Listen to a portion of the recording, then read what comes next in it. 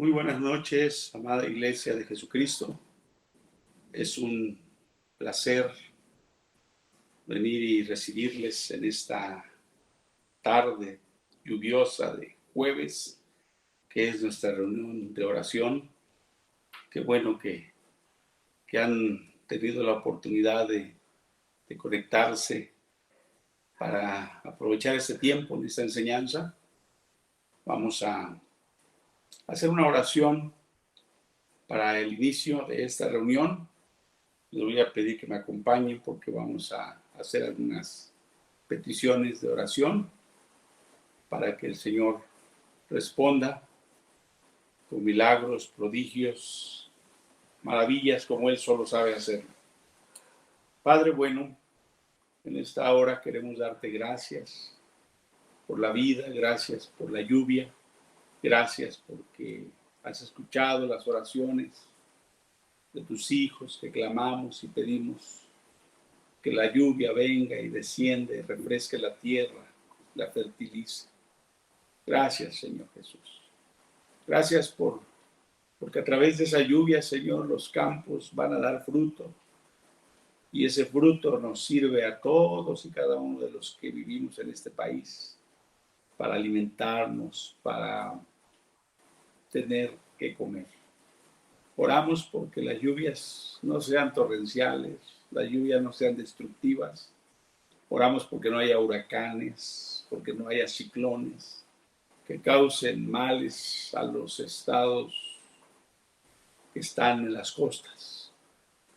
Oramos, Señor, porque tu mano de gracia y de amor se siga manifestando sobre nuestro país. Te damos gracias porque siempre oramos y pedimos que se haga tu voluntad en la tierra como se hace en los cielos. En todos los aspectos, en todas las cosas. Sabemos que tú eres el que permites las cosas con propósitos claros y firmes. En este momento yo quiero poner en tus manos la vida de mi hermana Irma, pedirte que la sanes, la fortalezcas. Ayer tuvo un cuadro de presión alta. Oramos porque tú regularices su presión sanguínea, que se encuentre bien, que no tenga riesgo su cuerpo, su salud y que esté bendecida. Así como también te pedimos por Blanquita, por su esposo Adolfo, por la situación que están viviendo, por esa amenaza de quererles correr del lugar donde viven. Oramos porque levantes tú su frente, oramos porque tú les des la victoria y pedimos que tu gracia les acompañe en todo momento. Seas tú, Señor, abriendo puertas y caminos donde no los hay y sobre todo que tu paz reine para que no se pongan enfermos por la tensión, la preocupación y el estrés. También quiero pedirte, Señor, por el niño Mateo, un sobrino de la hermana Gypsy que está en Estados Unidos, que de alguna manera ha tenido un cuadro de alguna alergia en su garganta. Le están haciendo estudios. Oramos, Señor, para que tú guardes y le des sabiduría a los médicos y esos estudios arrojen que él está bien y que estará bajo tu cuidado como Dios bueno que eres. También te pido por Alejandro, este varón que nuestra hermana Blanquita ha pedido oración, que está delicado de salud. Ayúdalo, bendícelo, sosténlo, cuida de él, Señor, en el nombre poderoso y maravilloso de Cristo Jesús. Y de manera especial te quiero pedir por una de mis hermanas en la carne, que es Beatriz. Me informan hoy que está hospitalizada gravemente, con un cuadro de neumonía posiblemente. Oro, Señor, para que tú le permitas ser sanada, le des paz a sus hijos, a su esposo, a su familia, y permitas que se encuentre bien, que pueda conocerte, que pueda saber que tú eres Dios, un Dios que hace milagros, un Dios que le ama. Pido por su salud un milagro poderoso y que derrames tu bendición sobre su cuerpo, sobre su vida. Muchas gracias, Señor, porque sé que tú escuchas la oración de tus santos, de tus hijos, y respondes a nuestras necesidades. Padre bueno, en el nombre de Jesús, en tus manos pongo este día, la enseñanza que tenemos para ministrar en tu nombre, la palabra que tú nos has dado, la palabra que tú nos has permitido que tengamos nosotros para poder aprender de ti, para poder ser advertidos, Señor, de aquellas cosas que de alguna manera en estos tiempos peligrosos se están gestando y hay riesgos en cuanto a la enseñanza, a la fe, a la doctrina, a la sana doctrina que hemos aprendido durante años y que hoy está en riesgo. Sabemos que también esto es parte de lo que tú dijiste que pasaría en los últimos tiempos, mas sin embargo nuestro deber como siervos es cuidar que se guarde esta sana doctrina, que defendamos ardientemente, como dice Judas en su libro, la fe una vez dada a los santos. Es una fe que nos fue dada para preservarla, es una fe que nos fue dada para cuidarla, para mantenerla, para no mezclarla, para no diluirla, para no convertirla en ideas de hombres, en mandamientos y doctrinas humanas, y mucho menos en mandamientos y doctrinas diabólicas. Oramos, Señor, para que tu Espíritu Santo nos dé la sabiduría y la gracia para poder venir y expresar tu palabra con sabiduría y con entendimiento. En el nombre de Cristo Jesús. Amén. Recuerden que estamos estudiando, hermanos, cuando me corresponde a mí enseñar, la epístola o la carta que escribió Judas, y esa carta es una carta que tiene un solo capítulo, y en ese capítulo pues hay mucha sabiduría, mucha enseñanza, muchos consejos. Cuando nosotros escudriñamos la Escritura, nos sorprendemos, ¿verdad?, de todo lo que en ella se encuentra. La última vez hablábamos precisamente del versículo 3, ¿verdad? Estábamos iniciando el versículo 3, donde el apóstol está hablando de que el deseo de él era escribir a los hermanos a los que iba dirigida esta carta, no solo a los de esa época, sino a nuestra época, porque hasta nosotros nos está llegando esa bendición.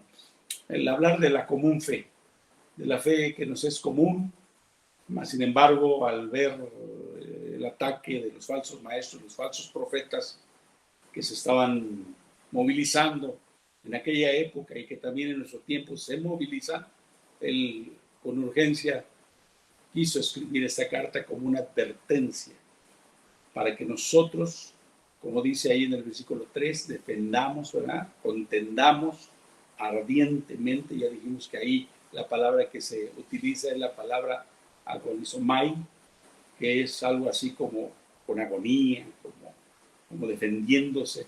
La agonía es una defensa de la vida y la muerte, es cuando el cuerpo no quiere morir, pero está luchando contra aquello que lo quiere ya quitar la vida.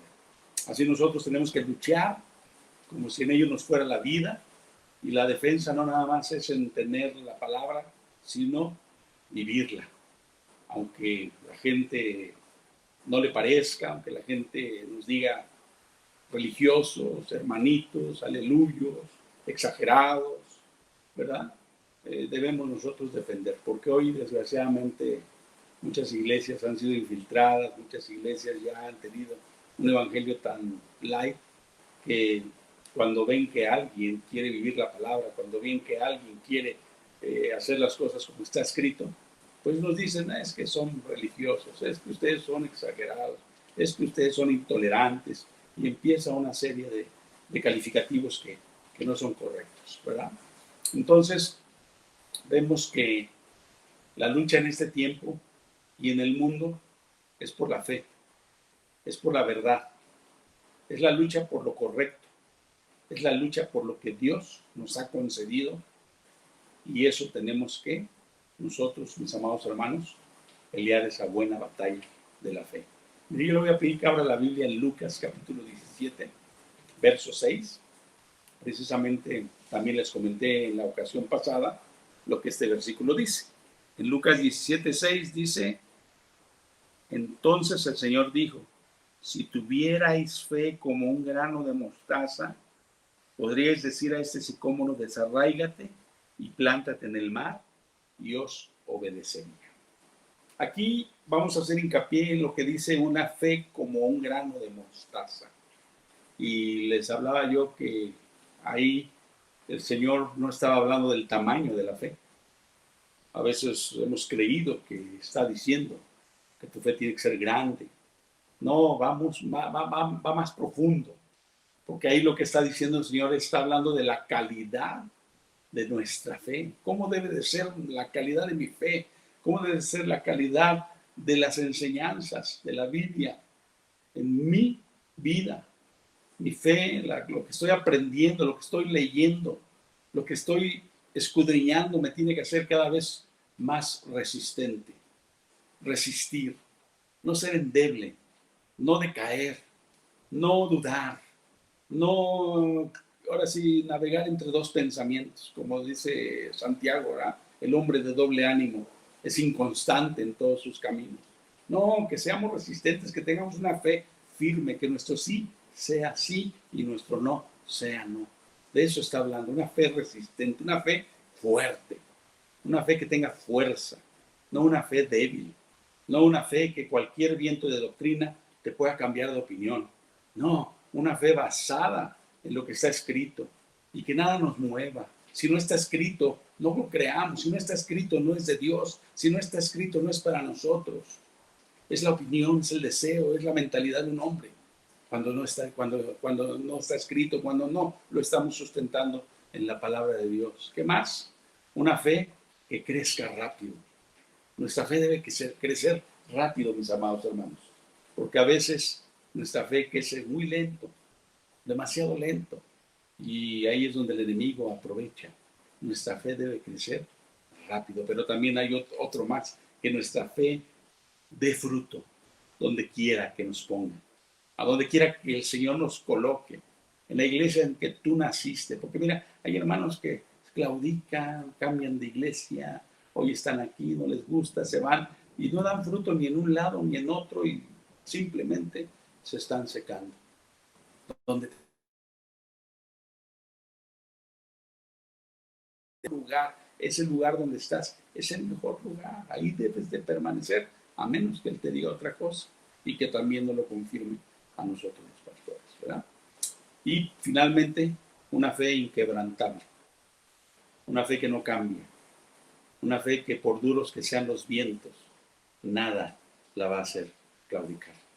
Como la fe que tuvo el apóstol Pablo, que a pesar de ser lastimado por sus propios compatriotas, que a pesar de ser apedreado, a pesar de ser criticado injustamente, él seguía adelante, él no desmayaba, él decía todo lo puedo en Cristo que me fortalece. Entonces este pasaje que dice que nuestra fe debe ser como un grano de mostaza, pues tenemos que analizar que esas son características de un grano de mostaza. No nada más que es un granito que da un gran arbusto o árbol, que también tiene razón en él, pero va más allá. Hay que profundizar más en las Sagradas Escrituras. Hoy en día, mis amados hermanos, se ven y oyen tantas cosas raras que se enseñan y se viven. Tantas cosas raras. Tú estás abierto hoy a estar en las redes sociales y ver cosas raras, cosas tremendas, cosas que uno dice, no puede ser, ¿verdad? Que difícilmente esas cosas podríamos sostenerlas con la Biblia, a menos que esos pasajes sean sacados de contexto, se usen como un buen pretexto, o sean pasajes que se utilice la malicia para tratar de llevar a las personas a mi propósito y no al propósito de Dios, o que sean pasajes con una interpretación errónea, con una interpretación humana, una interpretación de hombres, un parecer humano. Miren, hasta en eso el apóstol Pablo sabía distinguir. En alguna ocasión usted habrá leído que en Corintios se le escribe, esto digo yo, no el Señor, ¿verdad? Y en otras partes dice, esto dice el Señor.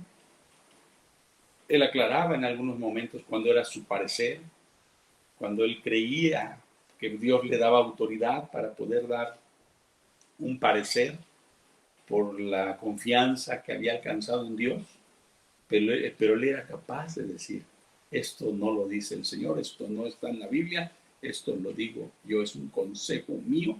Y cuando un siervo es honesto de esa forma, podemos creerle, porque a lo mejor es algo que le ha funcionado, algo que le va bien, pero que lo aclara.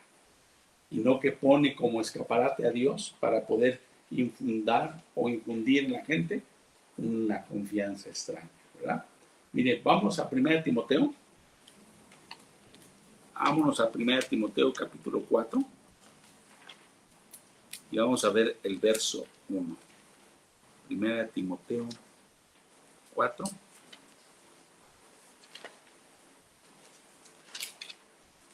Verso 1.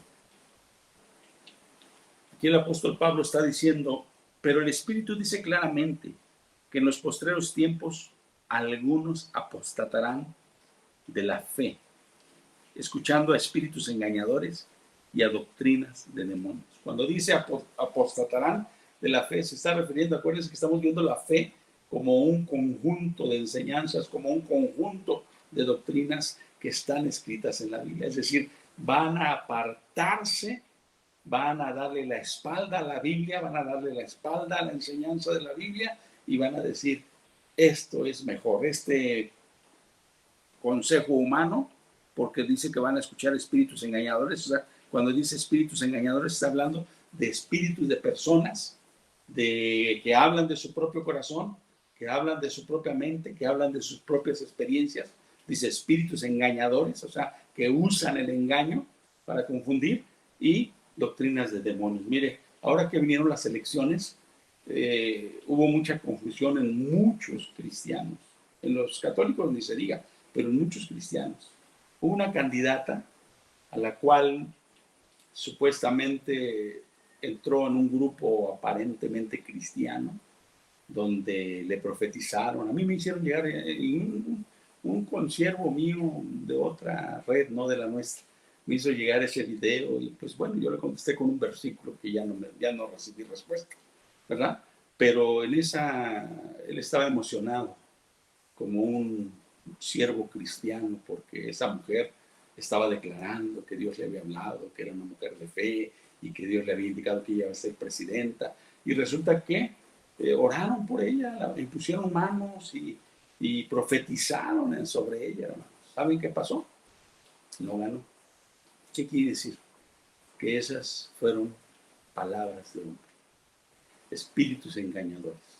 Se engañaron ellos mismos, engañaron a esta persona y engañaron a mucha gente que cayó en el garlito y en la trampa. Realmente, imagínense si en eso un cristiano se deja engañar, que son cuestiones humanas, que son cuestiones políticas, que son cuestiones de este mundo, que no son ni siquiera cosas que tengan que ver con lo que dice la palabra realmente, con la fe, con la espiritualidad. Imagínense, ¿qué será con las doctrinas, con las enseñanzas? Eso nos habla de la frágil fe, eso nos habla que no hay una fe que sea resistente, que cualquier viento de doctrina le puede llevar, ¿verdad? Yo al hermano le estimo mucho, ya no me contestó. Después vi una prédica de un pastor serio, de un pastor que habla de la Biblia, y ese pastor habló de ese acontecimiento y habló precisamente un mensaje donde dice que no tentemos al Señor. Porque esa es una forma de tentar a Dios, es una forma de decirle a Dios, yo estoy hablando en tu nombre, Señor, y como estoy hablando en tu nombre, esto se tiene que cumplir. No. Hay mucha confusión, hermanos, pero todo eso saca a la luz cosas.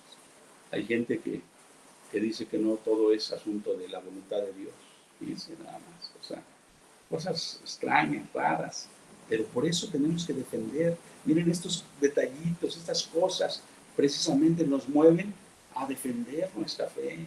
Yo contesté con la palabra, pero no recibí respuesta. Yo esperaba que dijera, tienes razón, hermano, ya leí ese mensaje, ¿verdad?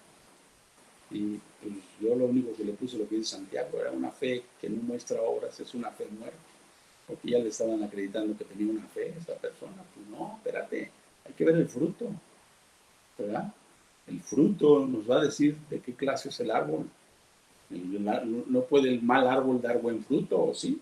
No puede tampoco el buen árbol da mal fruto, dice la Escritura. Jesús mismo lo dijo, por su fruto los conoceréis. Entonces, ya estamos en esos tiempos, hermano, donde se están implementando doctrinas, enseñanzas y mandamientos, algunos de procedencia humana, pero algunos otros de demonios, que es tremendo.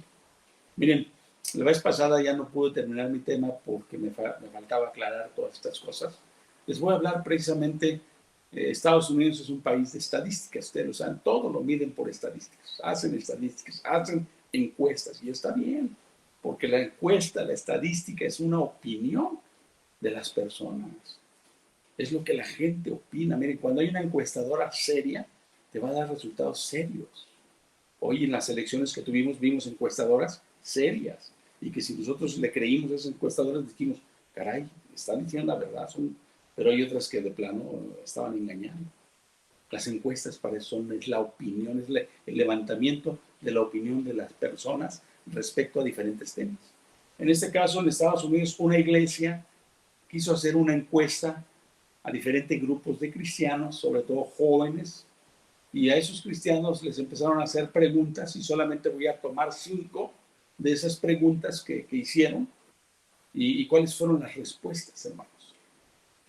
La primera pregunta era: Jesús no es el único camino al Padre.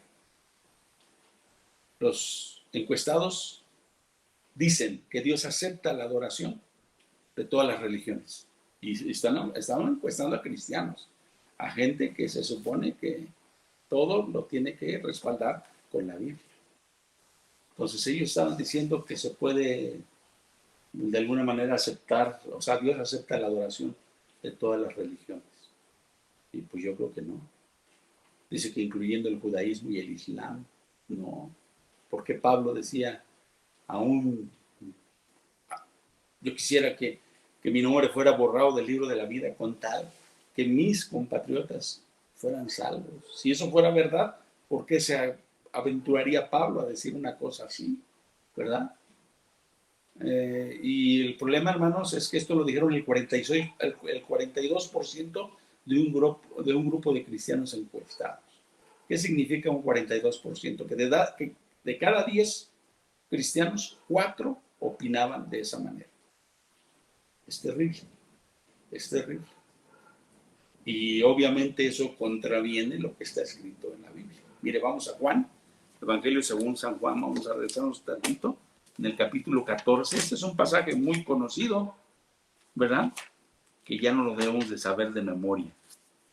Juan 14, 6. Dice así: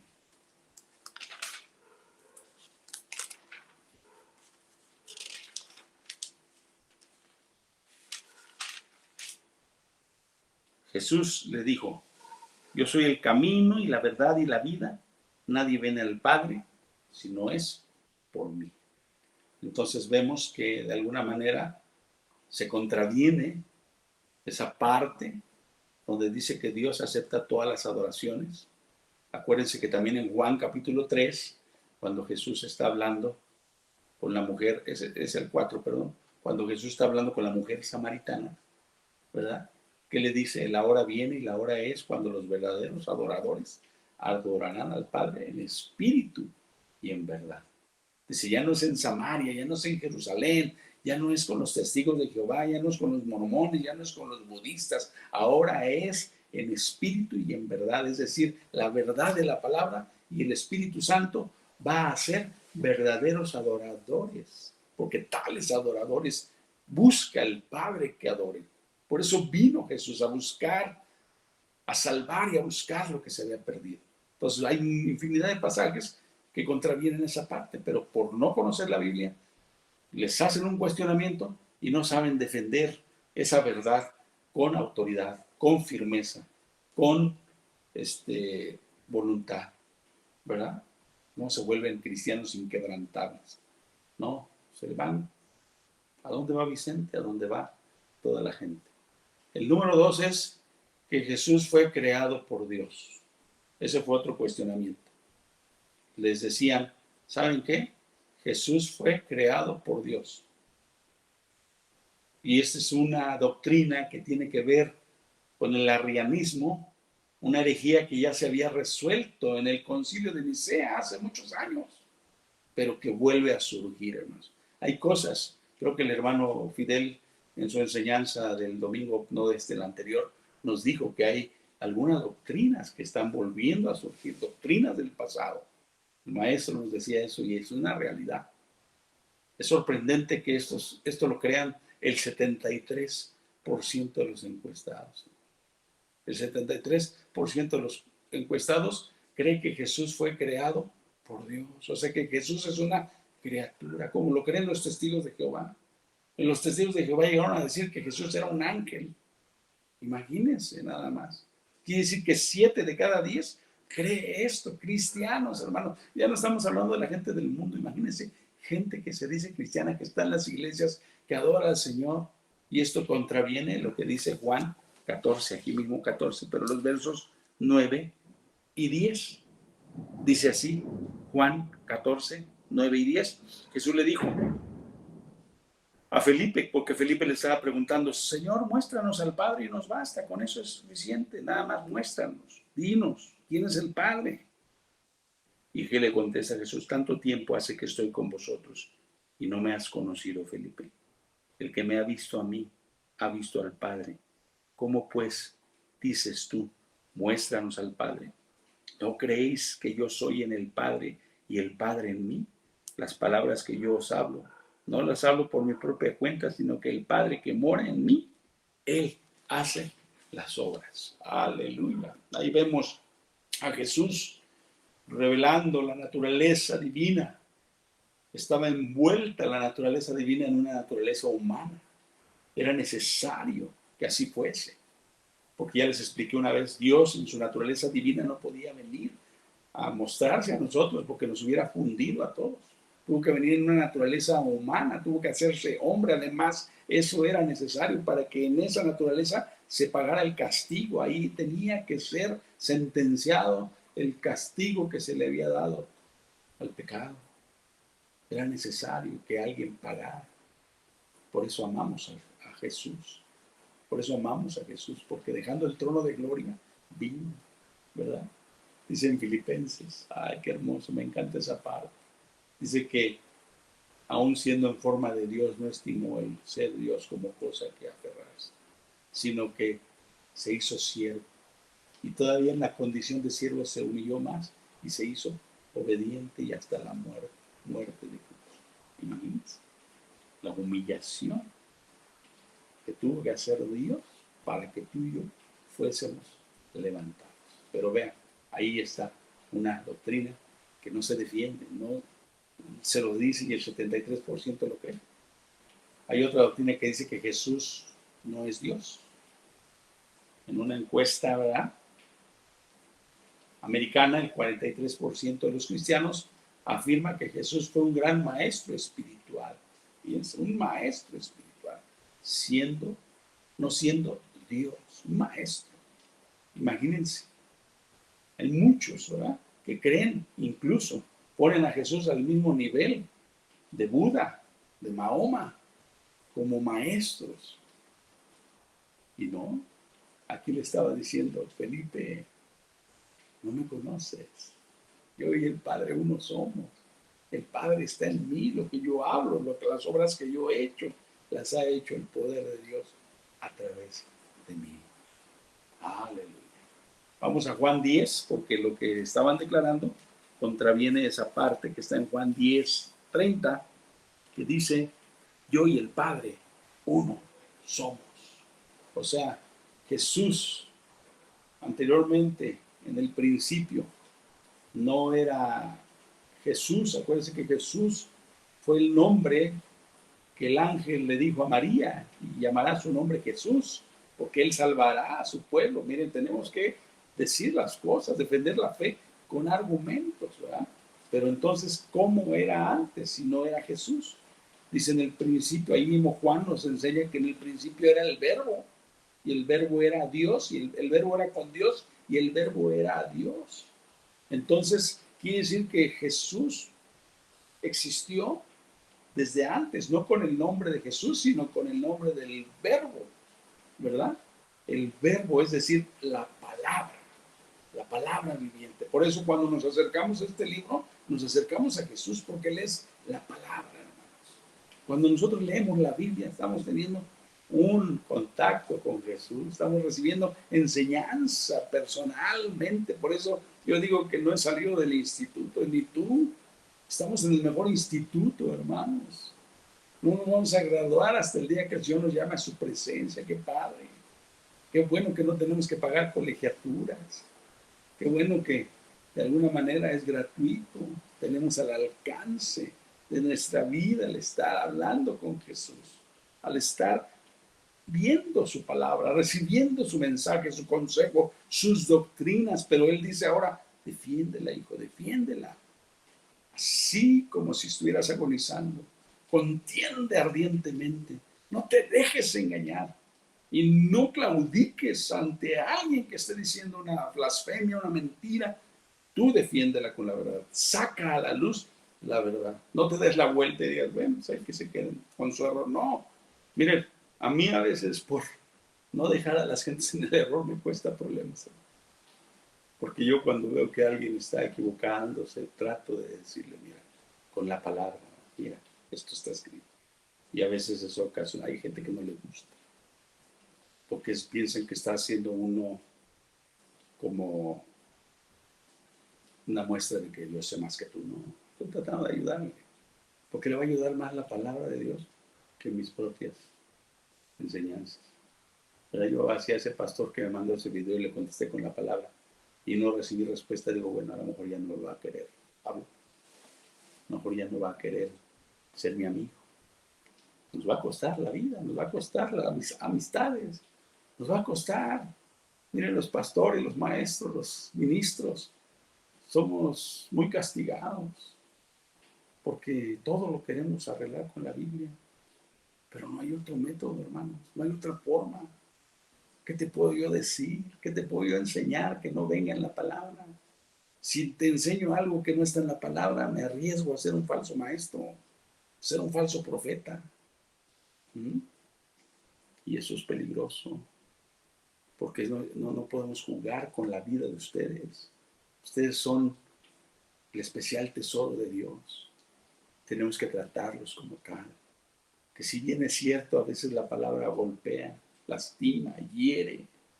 Lea ahí Eclesiastés, ahora que el maestro Fidel nos está enseñando. Ahora que lleguemos al capítulo 12 va a ver cómo son las palabras dadas por los maestros y por los predicadores. Dice ahí que son como clavos hincados. Son como aguijones. ¡Ay, que lastiman! ¡Ay, que duelen! Pero son necesarios, hermanos. Benditos dolores los que produce la palabra. ¿Por qué? Porque esos dolores lo único que van a producir es que tu fe y mi fe crezcan. El cuarto pregunta que hicieron es sobre el Espíritu Santo. Decían que el Espíritu Santo no es un ser personal. Que el Espíritu Santo no es más, o sea, ellos creen que lo que creen los testigos de Jehová, que es una fuerza activa. Y esto lo cree el 60% de los evangélicos entrevistados, hermanos. Tenían confusión acerca del Espíritu Santo, aludiendo que es una fuerza en lugar de una persona. Y la Biblia habla muy bien de que es una persona. El Espíritu Santo habla, el Espíritu Santo guía, el Espíritu Santo consuela, el Espíritu Santo fortalece. El Espíritu Santo es Dios en la manifestación en la cual Jesús dijo, yo no los voy a dejar huérfanos, yo me tengo que ir, tengo que sentarme a la diestra del Padre, porque tienen necesidad ustedes de alguien que esté intercediendo. ¿Sabes que Jesús está intercediendo que nuestra fe no falte? Mira, en la tierra, le dijo a Pedro, yo he rogado porque tu fe no falte. El diablo te quiere zarandear, hermanos. Hoy el diablo quiere zarandear la fe, la doctrina, la creencia de muchos de nosotros. Y Jesús está rogando que tu fe no falte. Por eso ora por mí, ora por los ministros, ora por los ministerios de la iglesia.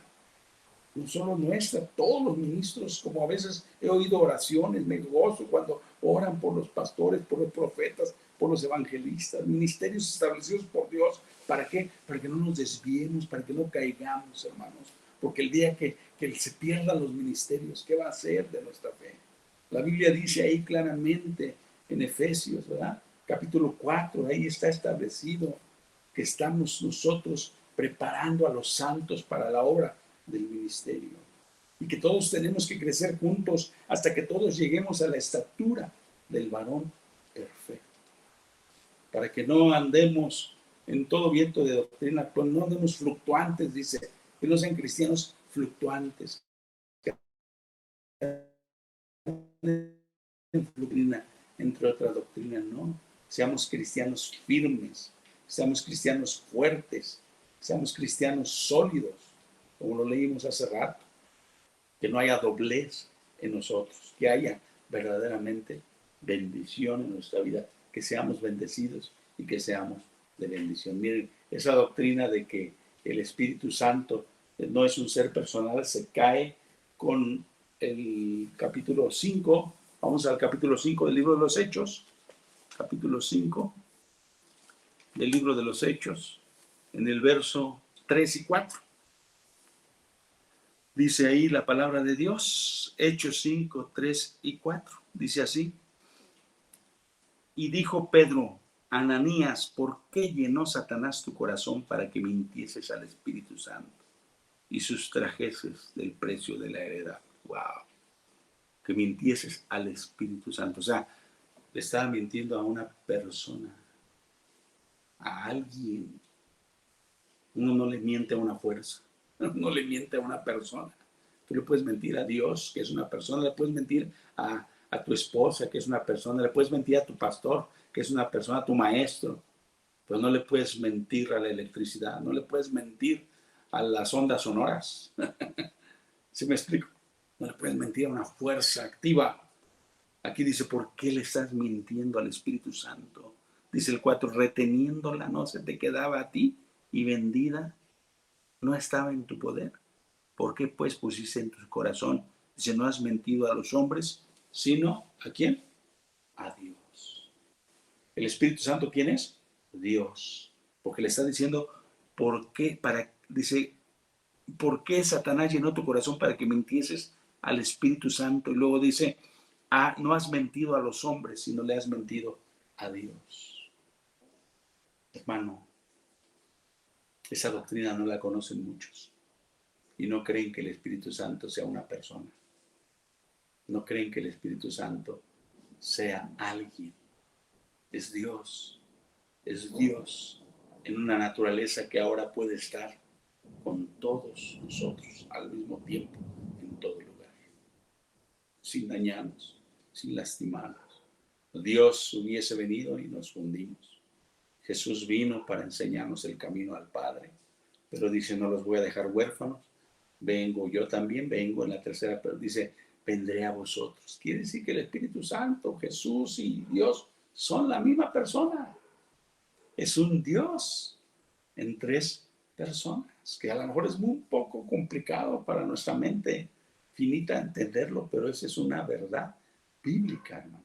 Fíjese nada más. Qué tremendo, ¿eh? Le has mentido al Espíritu Santo. Y número 5, dice aquí, los humanos no son pecadores por naturaleza. El ser humano no nace pecador. Y apenas hace 15 días yo les leía en el Salmo, me parece que es el 45, 42, algo así, donde decía que no hay justo ni aún uno, que tiene que ver con lo que está escrito en Romanos, ¿verdad? No hay justo ni aún uno, no hay quien busque a Dios. Todos nacimos con una naturaleza pecaminosa, ¿verdad? El pecado es algo con lo que ya nacemos. Que unos se vayan hasta lo más profundo y otros no se vayan tan a fondo, no significa que no seas pecador. Pero un 57 estuvo de acuerdo con la declaración que la gente no son pecadores por naturaleza, creyendo que se nace esencialmente bueno, lo cual es una forma de herejía conocida como pelagianismo, que niega la doctrina del pecado. Imagínense, es tan fuerte el pecado, hermanos, que fue necesario que Dios viniera a resolverlo en la persona de su Hijo amado, del Verbo. Mire, Romanos, vamos adelantito, Romanos 5. verso 12.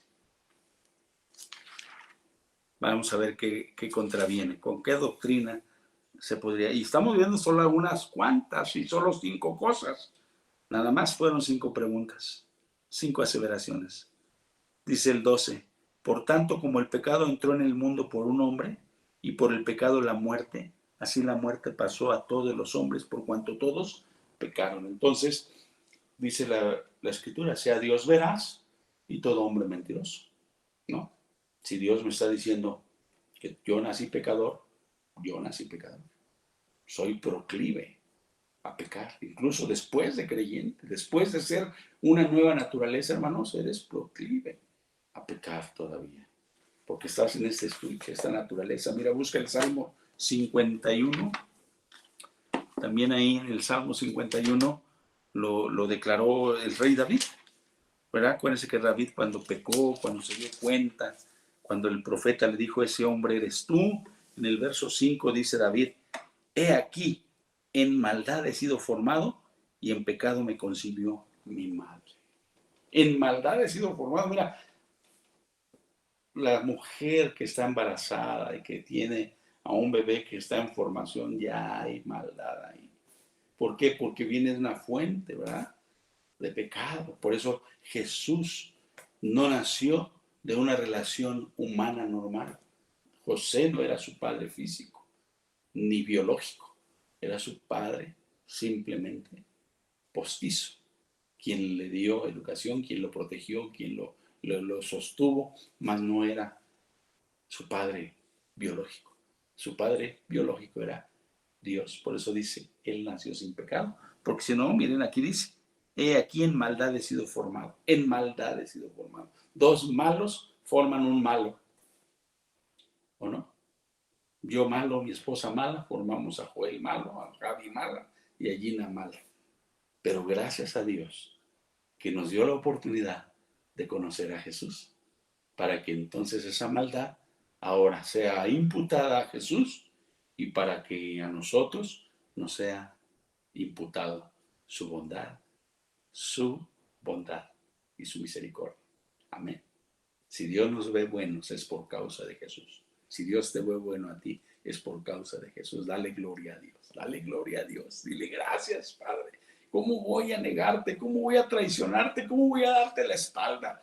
¿Cómo voy a decir que tú no eres lo más importante en mi vida, lo mejor? ¿Cómo no buscarle, hermanos? ¿Cómo no entregarnos a Él plenamente, por favor? Tenemos que vivir apasionadamente entregándonos a Él. Entonces esto nos hace pensar, hermano, en lo serio y necesario de las declaraciones de Judas, de Pedro, de Juan y de Pablo. ¿Qué decía Judas? Contender ardientemente por la fe. Es decir, ya te la dieron. Es una fe dada a los santos. ¿Sabes que tú eres santo por esa clase de fe? Tú no puedes ser santo si no tuvieras esa doctrina, esa fe, esa enseñanza, esa formación. Ahora dice, defiéndela, cuídala, protégela. ¿Pero qué dice Pedro? Pedro habla de los falsos profetas, los falsos maestros que enseñarán falsas doctrinas, pero dice, y muchos seguirán sus disoluciones. Fíjate que ya estaba profetizado que muchos. Tú di, yo no soy de esos muchos. Yo no soy el que dice a dónde va Vicente, a dónde va toda la gente. No, yo soy el que busco la puerta estrecha, dile al Señor. Yo busco la puerta estrecha, porque en la puerta estrecha son pocos los que la encuentran. Y la puerta ancha dice muchos caminan por él. Entonces yo no soy de los muchos que van a seguir sus disoluciones, sus trampas, sus engaños, sus malas enseñanzas. Dile, yo voy a ser de los pocos. No temáis manada pequeña. A vuestro Padre os ha placido daros el reino. Yo voy a ser de esos pocos que van a guardar la fe, que la van a defender. ¿Qué dice Juan?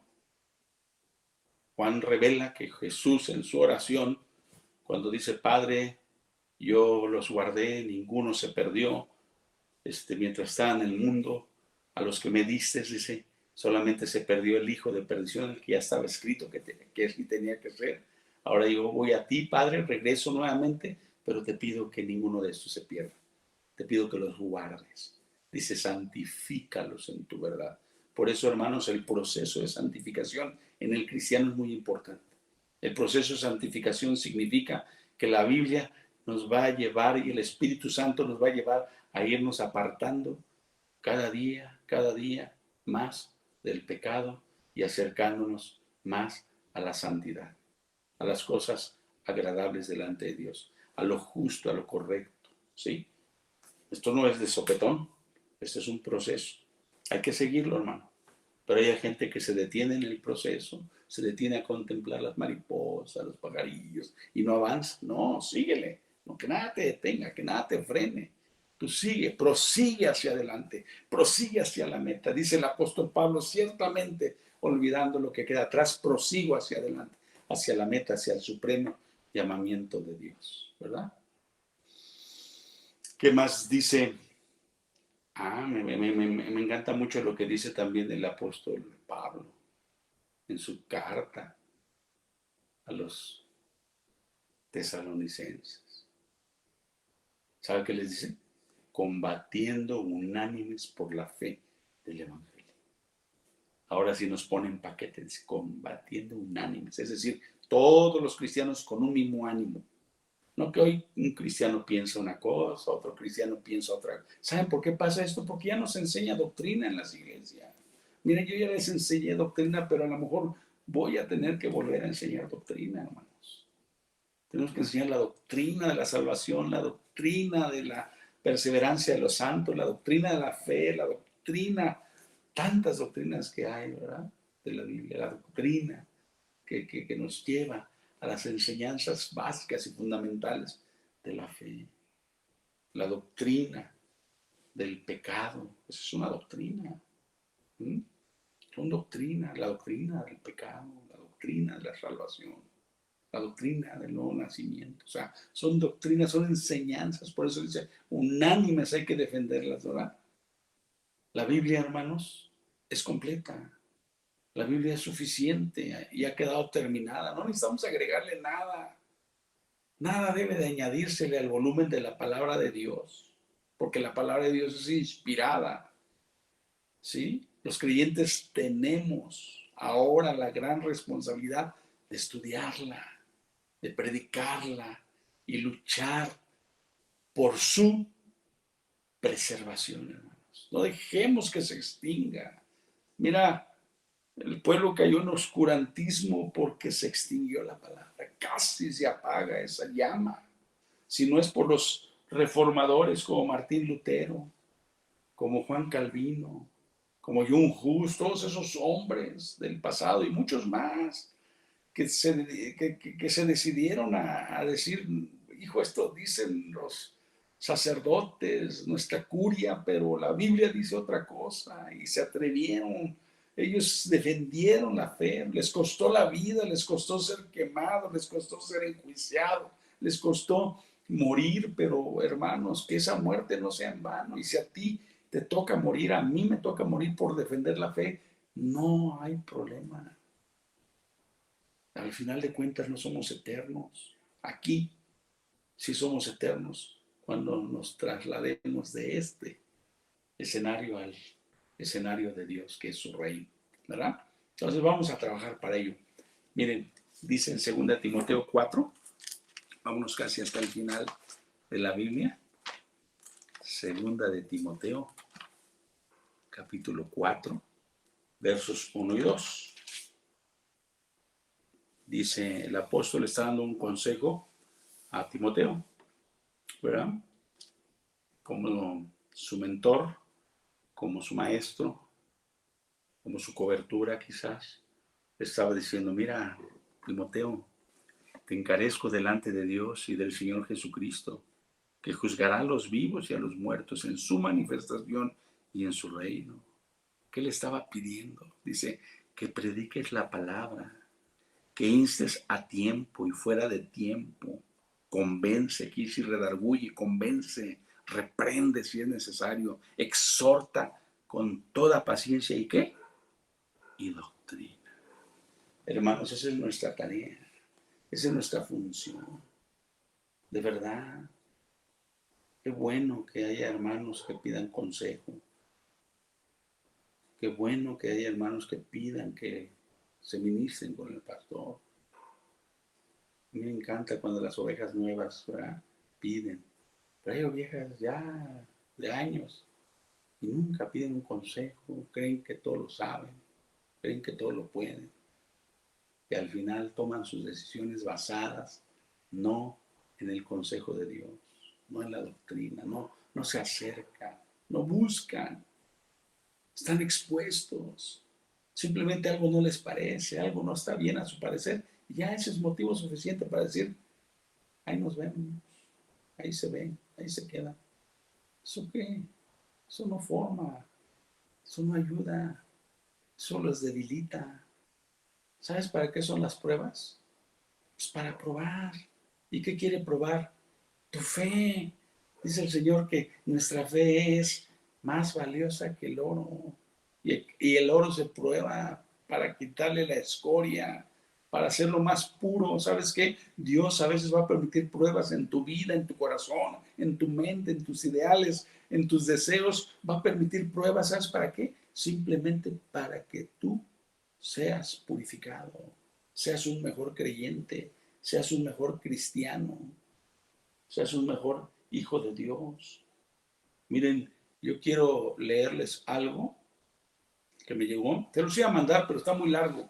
Y yo ya me di cuenta que a muchos de ustedes no les gusta leer textos largos. Yo antes de, se lo leí a mi esposa. Lo leímos juntos, mi esposa y yo. Y habla de, se llama ignorancia bíblica. Lo escribe un hombre que se llama Ken Ham. Miren, se los voy a leer. Ténganme paciencia. Es un poco largo, no se desconecte, escúchelo, porque esto confirma lo que estamos diciendo de por qué tenemos que luchar, por qué Judas estaba convencido de que tenía que cambiar su tema por este. Miren, a veces uno quiere dar otros temas, pero uno tiene que volver a estas temáticas. Uno quisiera hablar de la fe común, como dijo Judas, pero a veces es necesario hablar de estas cosas.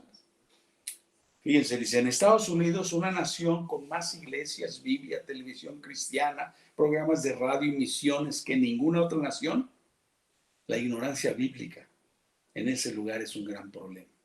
La gente simplemente no lee la palabra de Dios, así que no saben lo que ella enseña. Tristemente, muchos cristianos son fácilmente convencidos de errores y medias verdades por predicadores y autores muy populares porque ellos no conocen la palabra de Dios lo suficiente para poder discernir qué es verdad y qué no lo es. Fíjese, nada más con ese primer párrafo ya nos está diciendo mucho. Está hablando, hay ignorancia en el pueblo. Hermanos, ¿cuántos años tengo yo diciéndole, lea la Biblia todos los días?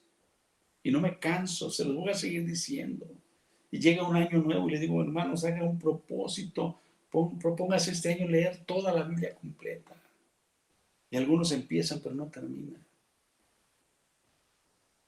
Hermano, ¿cómo quieres conocer a Dios si no quieres leer su palabra? ¿Cómo dices que conoces a Dios si no te inmiscuyes en su doctrina? ¿Qué es su enseñanza? ¿Qué quiere Él de ti? ¿Qué espera Él de nosotros, sus hijos?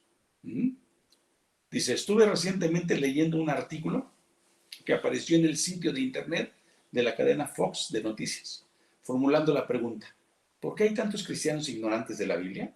Fíjense, y lo estaban pasando en cadena nacional. Fox es una empresa televisiva.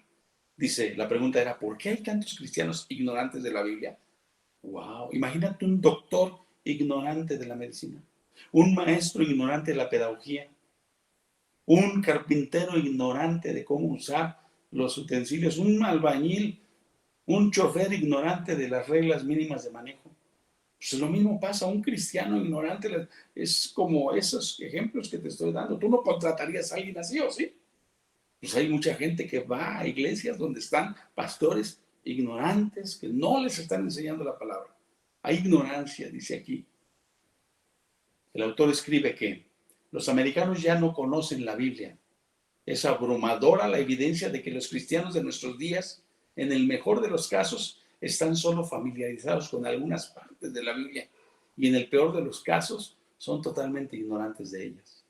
Muchos no son conscientes del contenido básico, significado y mensaje de la Biblia. El autor continúa diciendo, el problema de ignorancia bíblica en América, fíjese, ya no está diciendo en Estados Unidos, ya se fue a toda América. No se debe a la falta de Biblias, sino a la falta de conocimiento e interés del mensaje de la Biblia. Miren, ahorita solamente hay conectados 18 gentes. Debería de haber más. Pero muchos dicen, ¿para qué me conecto? Pues, van a decir lo mismo, bla, bla, bla, bla, bla, bla. Y te pierdes de una oportunidad. Ahora estamos de acuerdo, dice, que este es un gran problema. Pero, ¿cómo pueden los padres de familia? Oigan, ¿a quién pone primero? La Biblia se enseña en la casa. ¿Cómo pueden los padres de familia, pastores y maestros ayudar a poner un fin a la ignorancia bíblica en una esfera de influencia? Mira, ayer mi hijo Joel le mandó a mi esposa un canto que lo estábamos oyendo y mi esposa estaba llorando. Y después lo oí yo porque también me lo había mandado a mí, no me había dado cuenta. Pero ese canto habla de cómo, dice, la fe que hoy tengo, más o menos parafraseado, lo que hoy vivo es gracias a la enseñanza de mis padres. Híjole, qué hermoso, qué hermoso. ¿Eh? Dice, ¿cómo pueden los padres de familia, pastores y maestros ayudar a poner un fin a la ignorancia bíblica en una esfera de influencia? Porque hay mucha influencia en el mundo. Contrario. Bien, aquí hay 5 cosas que creemos necesitamos hacer para ayudar a crear conocimiento bíblico a nuestros hogares e iglesias. Fíjense bien. Número 1, léala. Eso es básico, fundamental. Empezar por leerla, léala. Ese es el paso más importante a tomar. Leer la palabra de Dios, léala por usted mismo, léala con su pareja, léala en familia, léala en su escuela, clase y congregación. La única forma en que la gente puede conocer lo que la palabra de Dios enseña es leyéndola. Y no olvide, porque la palabra de Dios es viva y eficaz, y más cortante que toda espada de 2 filos, y penetra hasta partir el alma y el espíritu, las coyunturas y los tuétanos, y discierne los pensamientos y las intenciones del corazón. Eso está en Hebreos 4:12. La palabra de Dios, hermanos, en pocas palabras, cambia vidas. Es importante, es fundamental.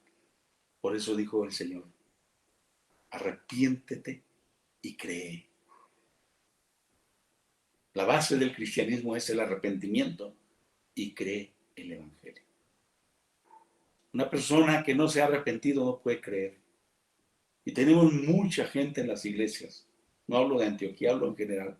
Tenemos mucha gente en las iglesias que no puede creer lo que está escrito porque no se ha arrepentido. Número 2, conecte la palabra de Dios con la palabra de Dios. Muy a menudo la narración de las escrituras es tratada como eventos aislados. O sea, no correlacionamos. Como nosotros en la iglesia que les decimos, bueno, está escrito acá, pero tiene que ver con esto, tiene que ver con mi vida, tiene que ver con esta acción. Este suceso que pasó allá también sucedió en el Nuevo Testamento, qué sé yo. Ese es conectar la palabra de Dios, ¿verdad? Dice, pero la Biblia es una obra maestra que cuidadosamente teje las historias de gentes entre generaciones, apuntando hacia el foco central de la Biblia, el plan de redención de Dios a través de Jesucristo. Ese es el foco central. La Biblia tiene un propósito, que nosotros conozcamos el plan redentor de Dios a través de Jesucristo. Cuando nosotros conectamos los sucesos de la Biblia unos con otros entre los 2 testamentos, fíjense, Antiguo y Nuevo, las 2 son importantes, la Biblia se convierte en un todo coherente que tiene sentido. Y por supuesto, esto comienza con Génesis, donde la fundación del resto de las escrituras es colocada. ¡Wow! Entonces hay que conectar la Biblia con la Biblia. Número 3, primero léala. Segundo, conecte la Biblia con la misma Biblia. Tercero, conecte la palabra de Dios con el mundo real. Hay que ver que la palabra de Dios tiene que ver en nuestra época. Mientras usted enseña a través de la Biblia, Asegúrese de conectar la historia de la Biblia con el mundo que nos rodea. Muestre cómo los fósiles y rocas fueron el resultado del diluvio, cómo las diferentes especies son el resultado de los animales y plantas que fueron creados para reproducirse de acuerdo a su género, y cómo los hallazgos arqueológicos confirman lo que la palabra de Dios enseña. Esto trae la Biblia a la vida de una forma que adquiere significado. ¡Wow! Por eso la recomendación de Jehová dice: estas palabras que yo te mando hoy, las repetirás a tus hijos, estando en el camino, en la casa, levantarte, al acostarle, las vas a colgar en los postes, ¿verdad? ¡Wow! ¿Por qué? Porque la palabra tiene que ver con todo lo que hacemos. Muchos dicen: ay, es que todo es la Biblia. Pues sí, es que la Biblia tiene que ver con todo. Cuando tú tienes la Biblia conectada en tu corazón, todo lo vas a asociar con la palabra. A todo le vas a encontrar sentido con la palabra. Número 4. Deje de enseñar la narración bíblica como historias. La palabra historias puede dar la sensación de tratarse de cuentos de hadas o fábulas para dormir. La palabra de Dios contiene historias, pero son historias reales y necesitamos enseñarla de esa manera, como una realidad, como lo que estamos viendo de los reyes, la vida de esos reyes, los reyes que fueron buenos, los reyes que fueron malos, los reyes que usaron la palabra. Fue algo real, hermanos, y lo trasladamos a nuestra vida hoy, que yo soy rey y sacerdote de mi hogar, que tú eres rey en tu hogar y tienes que enseñar la palabra. Amén. Necesitamos asegurarnos que los jóvenes sepan que la gente, los eventos y lugares de la Biblia fueron reales, no son ficticios. Hoy la arqueología, creo que el maestro Fidel nos decía este domingo, la arqueología, la geografía, está dando testimonio de la realidad de la Biblia. Aleluya, la misma historia está mostrando los escritos que encuentran, los escritos del Mar Muerto, los rollos del Mar Muerto trajeron una gran confirmación de lo que estaba escrito en la Biblia. Número 5. Aprenda a responder las preguntas de incrédulos que provocan que la gente dude de la Biblia. Levantemos generaciones que sepan cómo defender la fe cristiana. Ahí está la fe dada una vez a los santos, esa fe que tenemos que defender, hermanos, ardientemente. Necesitamos introducir la creación y apologética bíblica a nuestros hogares e iglesias. Cuando hablamos de introducir la creación, nos referimos a enseñar lo que la Biblia enseña acerca de la creación, que fue realizada por Dios en 6 días literales, de 24 horas literales, para no caer en entramados, ¿verdad, hermanos? Yo ya les enseñé el tema de la creación. Estuvo bien bonito, ¿a poco no? Descubrimos un montón de pasajes que ni siquiera nos imaginábamos que tienen que ver con la creación. Dice, enseñar sobre la edad correcta de la Tierra, que es un poco más de 6,000 años y no millones de años como los evolucionistas pretenden hacernos creer. Y tampoco una mezcla de evolución y creación, lo cual es un intento fracasado por agradar a creyentes incrédulos, que de todas formas es rechazado por los incrédulos y solo ataca la veracidad de lo que la Biblia dice. Tenemos que dejar de acomodar la Biblia para que el incrédulo se acerque. No, miren, hoy la gente hace un montón de cosas para evangelizar, pero saben que no acercan a la gente a Cristo, acercan a la gente a su manera de pensar, a su manera de vivir, de vestir, de actuar. Queremos acercar a la gente con elementos humanos cuando el Espíritu Santo y la palabra son suficientes, hermanos. Por eso hay fracaso en las iglesias. Por eso se ha fracasado en ese plan que de alguna manera sabemos que el Señor no quiere que nosotros vivamos de esa manera. ¿Qué más? ¿Qué más nos dice aquí este pasaje? Dice aquí, al hablar de apologética, se refiere a enseñar en nuestros hogares e iglesias la forma correcta de presentar defensa de nuestra fe, con argumentos bíblicos, para lo cual es necesario que estudiemos y conozcamos las Escrituras y hacerlo tal y como la Biblia lo manda, con amor, mansedumbre y paciencia. ¿Ya vieron?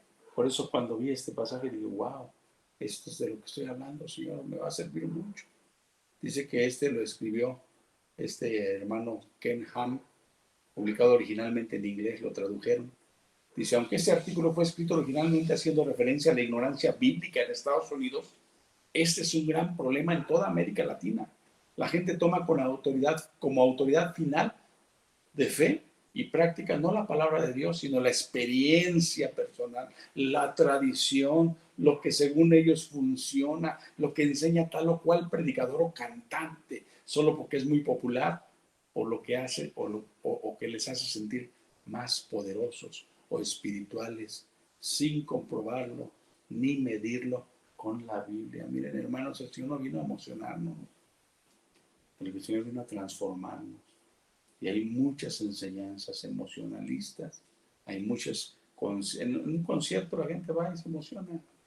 Si bien es cierto, pues quién no le va a gustar adorar y levantar manos, pero si eso no te trae una transformación, mira, la adoración no es eso, la adoración es una transformación de vida, la adoración la puedes dar en cualquier lugar donde te encuentres, la adoración es tu manera en que tú honras a Dios, con tus acciones, con tu manera de ser, con tu manera de pensar. Amén.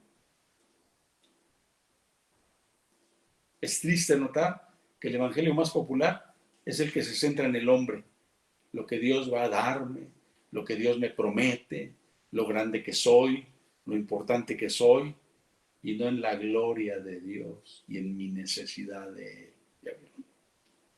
Si alguien nos confronta en lo que creemos, preferimos ignorarlo, queriendo creer que lo hacemos porque no es amoroso entrar en discusión, cuando la verdadera razón es que no nos importa la verdad bíblica lo suficiente como para estudiarla y verificar si es la otra persona o somos nosotros los que estamos en error, y que además por el mismo desconocimiento de la Biblia no nos importa demostrarnos amor verdadero por quien nos confronta, ya que si creemos que Él es quien está en error, debería importarnos corregirlo, instruirlo en el camino correcto que Dios establece en su palabra.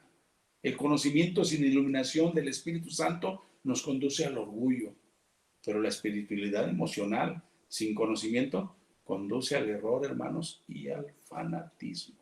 Hay cristianos fanáticos.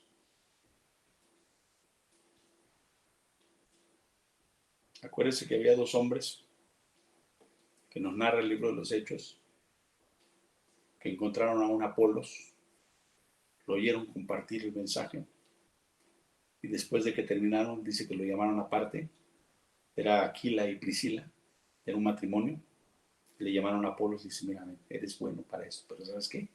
Te vamos a enseñar más exactamente el Evangelio. Se dieron cuenta que estaba con mucho entusiasmo, pero con poco conocimiento. No estaba diciendo las cosas tal como eran. Y vinieron y lo hacen. Y Apolos tuvo la humildad de reconocer que podían enseñarle más. Hay veces que ya no nos sentimos con humildad. No, que a mí que me va a enseñar eso. A mí que me va a decir eso. Uy, cuidado. No, pues imagínate. Nada te podemos enseñar. Es el orgullo. Es que no quieres soltar lo que realmente Dios quiere que sueltes. Dice, si no conocemos la Biblia, no solo seremos llevados por todo viento de doctrina, sino que nos ofenderemos cuando alguien confronte las doctrinas extrabíblicas, es decir, las que no están en la Biblia y antibíblicas que nosotros creemos, y no tendremos ni siquiera argumentos sólidos para defenderlos. Y aún así, lo que creemos, y aún si lo que creemos es verdad, no podremos dar razón de nuestra fe a quien nos lo pida, ni sabremos en qué forma hacerlo. Dios en su palabra nos manda a estar preparados para dar defensa de nuestra fe, y nos manda a hacerlo con mansedumbre. Primera de Pedro, capítulo 3, verso 15. Ya casi terminamos. ¿Qué tal si en vez de noticias, deportes, chistes y política utiliza las redes sociales y tu tiempo libre para instruirte bíblicamente? Usted mismo, e instruir a quienes lo rodean. No es entretenimiento lo que la gente necesita. Las redes sociales están llenas de eso, y no es esa la gran comisión que nos ha sido encomendada. Yo me he cansado, hermanos, de mandarles mensajes. El grupo de varones apenas hoy les escribí. Les he dicho, contesten, digan, por lo menos, hermano, me pareció bien esto, hermano, tocó mi corazón, hermano, no me gustó, qué sé yo, lo que tú sientas, exprésalo con libertad. Habla, es más, tú también alimenta esa. Con eso me estaré dando cuenta que tu interés está en la palabra, tu interés está en las cosas de Dios. mujeres, también un grupo de mujeres muy grande y son como 8 mujeres las que participan. Tenemos que alimentarnos, hermanos, esa es la fuente. Lo que tú tengas, lo que yo tenga, le puede servir al otro. Lo que yo conozco, lo que yo sé, lo que me llegó, que me nutrió a mí, puede ser nutrir a los demás. Dice la Escritura, da de gracia lo que de gracia recibiste. A veces no va a ser nada más lo que yo creo, sino, o yo creé, sino algo que me llegó, me tocó mi corazón y lo manifesté a los demás, porque si tocó mi corazón, puede tocar el de mi hermano, el de mi vecino, el de al lado. Amén. Pero es más fácil estar en las redes sociales, en otras cosas, tontería y media, que estar, la verdad, alimentándonos espiritualmente. No es broma, hermanos. Esto es en serio. No es broma. Esto hace cristianos fuertes o cristianos débiles. Tu semilla de mostaza no solamente tiene que crecer, tu semilla de mostaza tiene que estar fortalecida, tiene que ser inquebrantable, tiene que crecer rápidamente, tiene que ser fuerte.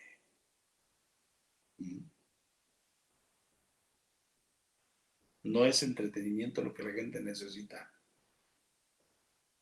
La gran comisión es ir y predicar el evangelio a toda criatura. Predícale a la gente, mándale un mensaje, no tengas miedo. Te digo que cuesta, te pueden decir loco, te van a decir exagerado, te van a decir ya no me mandes eso, pues ya no lo mandes. Cuando el que te diga ya no, respétalo y dile, ok, yo no lo hacía en maldad, yo no lo hacía para lastimarte, yo lo hacía para que pero si no, pero hazlo. Cada vez que lea o escuche un estudio bíblico, incluido el contenido de esta página, vaya a su Biblia, compruebe lo que ha leído y haga anotaciones que le permitan conocer y entender mejor la palabra de Dios. Ore a Dios por iluminación de su espíritu, para poder comprender y por gracia, para poder poner por obra lo que lee. Dice ahí, bendiciones. Ahí termina el artículo, hermanos. Es un artículo largo. Es como a veces les mando yo algo largo. A veces, en una ocasión se lo mandé en 3 partes, porque a ver si así lo leen. Primera parte. Ya después dije, no, se lo voy a mandar completo, para que no se pierda el hilo. Ya el que lo quiera leer completo, bien. El que nada más le da like sin leerlo, pues también, ni modo, lástima, se pierde. Yo no necesito like, yo lo que necesito es que lo leas. Y si me das like es porque lo leíste, no nada más porque, para que el pastor no diga, no, hermano, yo no tengo que decir nada, que te va a decir es Dios. ¿No? Todo lo que les mando yo o mi esposa, antes lo leemos. No crean que yo lo leo, no crean que, ay, qué bonito suena al principio y yo la iba. No, hay cosas que incluso contravienen algunas cosas que van de acuerdo a nuestra fe y no lo mando, mejor me abstengo, sí, porque todo tenemos que filtrarlo a la luz de las escrituras. Amén, hermanos. Entonces, defendamos la fe. Hagámosle caso a Judas. Si no le quieren hacer caso a su pastor Agustín, hágale caso a Judas. Judas dijo, hermanos, defiendan, contiendan ardientemente por la fe dada una vez a los santos. Padre bueno, te damos gracias. Te damos gracias porque nos has dejado tu hermosa palabra, pero te pedimos perdón porque a veces la ignoramos, porque a veces la hacemos a un lado, porque a veces, teniendo la oportunidad de pasar tiempo contigo, no queremos, no podemos, o no deseamos. Perdona a tu iglesia, Señor, no solo a Antioquía, perdona a tu iglesia en el mundo, porque por esto, por no defender, por no conocer, porque no podemos defender lo que no conocemos. Esas estadísticas son terribles. De cristianos que deberían de defender la fe, creen y se dejan engañar por doctrinas de hombres, mandamientos de hombres y aún doctrinas demoníacas. Ten misericordia, Señor. Por alguna razón tú dijiste, cuando venga el Hijo del Hombre hallará fe en la tierra. Y se está refiriendo a hallará la doctrina, hallará que se defendió la palabra. Padre, perdónanos. y ayúdanos a ser defensores, apologistas. Un apologista es aquel que defiende, aquel que lucha, aquel que enseña a sus hijos, que enseña a su esposa, que enseña a su esposo, que juntos se enseñan, que va a la Biblia, a la iglesia, que va con su Biblia, que busca consejo, que busca la ayuda del Señor. Ayúdanos, Señor, a ser como los bereanos, aquellos que oían a Pablo y cuando terminaba de disertar iban a su casa y consultaban si la Biblia, consultaban si los pasajes decían en realidad lo que Pablo había enseñado. Ayúdanos, Señor, a no comernos todo, a no tener predicadores favoritos.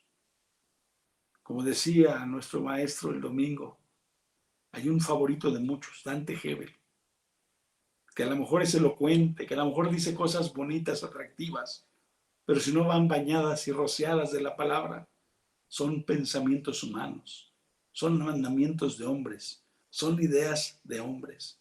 Y eso lo único que crea es hombres. Y cuando nosotros conocemos la palabra de Dios, lo que va a crear es siervos, discípulos. Hombre, ya fui, quiero ser un discípulo, quiero ser un siervo fiel. Y solamente estando cerca de mi Maestro, cerca de mi Señor, Jesucristo y su palabra y su Espíritu, es como voy a poder ser un discípulo fiel, un siervo obediente, un siervo que cumpla, un siervo que haga, un siervo que diga, di, y yo lo hago, Señor.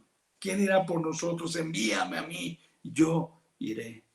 Alguien que sea capaz, que sea retenedor de la buena palabra, que trace bien las escrituras, que hable la verdad sin temor, que defienda la fe ante nuestra familia, que son ignorantes, que tienen dureza en su corazón, que muchas veces están entenebrecidos sus mentes, Señor.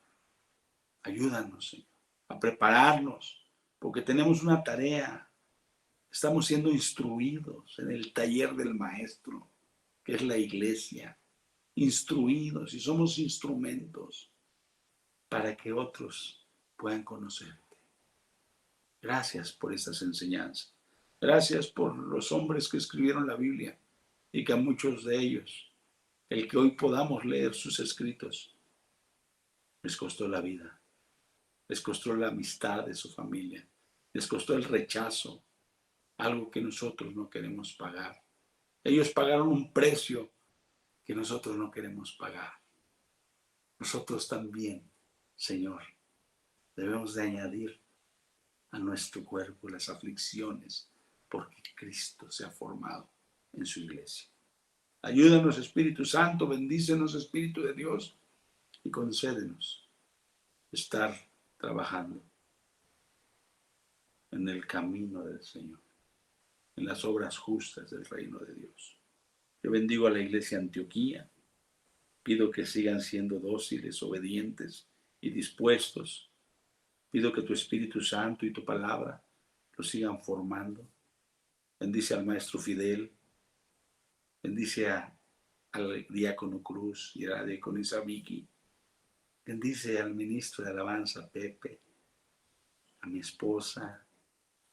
Bendice, Señor, también mi vida, Padre.